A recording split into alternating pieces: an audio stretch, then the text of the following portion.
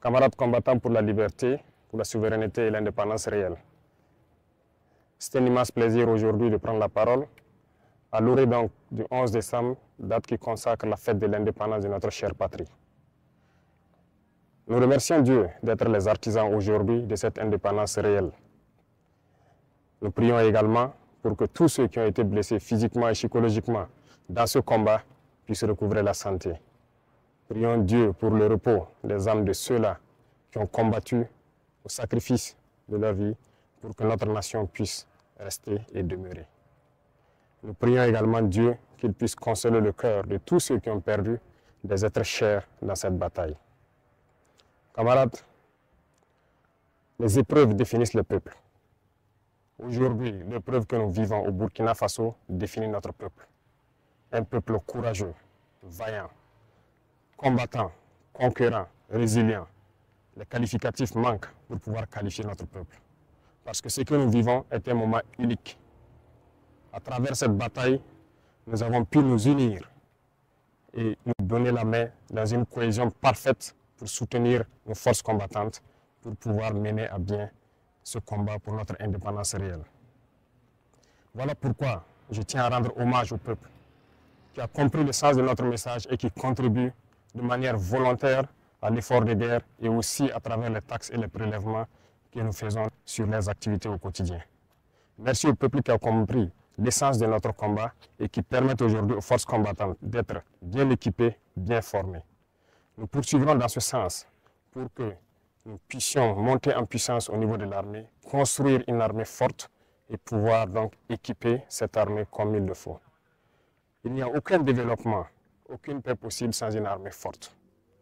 Voilà pourquoi nous devons rendre hommage à ceux-là qui ont tout sacrifié pour que nous puissions être là aujourd'hui et parler de Burkina Faso.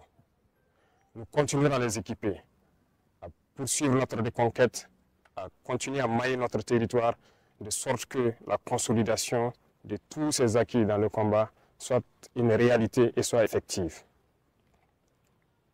Camarades, il arrive des moments donc dans l'histoire d'un peuple que ces situations arrivent. Mais nous avons su au Burkina Faso nous unir et nous donner la main pour pouvoir vaincre l'ennemi. Les combattants aujourd'hui sont fiers et continueront leur mission pour recouvrer l'intégralité de notre territoire et pouvoir donner vie à notre nation. L'armée ira où elle doit aller pour sécuriser nos richesses, puisque c'est de ça qu'il s'agit. Nous sommes victimes de nos richesses. Ces richesses que les impérialistes veulent, coûte que coûte, reprendre en main et nous maintenir dans notre esclavage. Nous allons les sécuriser. Et dès à présent, tous les groupements sont instruits de reprendre les opérations de manière active. Au sol comme dans les airs, nous allons traquer ces ennemis de la nation jusqu'à leur dernier retranchement. Plusieurs opérations ont d'ores et déjà commencé et vont s'intensifier. Nous allons les poursuivre jusqu'à leur dernier retranchement et les éliminer jusqu'au dernier. La seule chose qui puisse prévaloir pour qu'ils puissent survivre, c'est qu'ils se rendent à nos différentes forces en déposant les armes et leur logistique. Le cas échéant, combattez-les jusqu'au dernier. Parce que le Burkina Faso n'abandonnera jamais. Le Burkina Faso n'abdiquera jamais. Le Burkina Faso va combattre. Nous sommes un peuple fier, combattant, guerrier et digne. Et nous continuerons dans ce sens. Tous ceux qui rêvent de voir le Burkina Faso à genoux pour espérer nous ramener dans l'esclavage doivent comprendre qu'ils ont échoué. Parce que ceux qui ont risqué leur vie hier nous ont instruits de continuer le combat jusqu'à notre liberté totale et notre indépendance.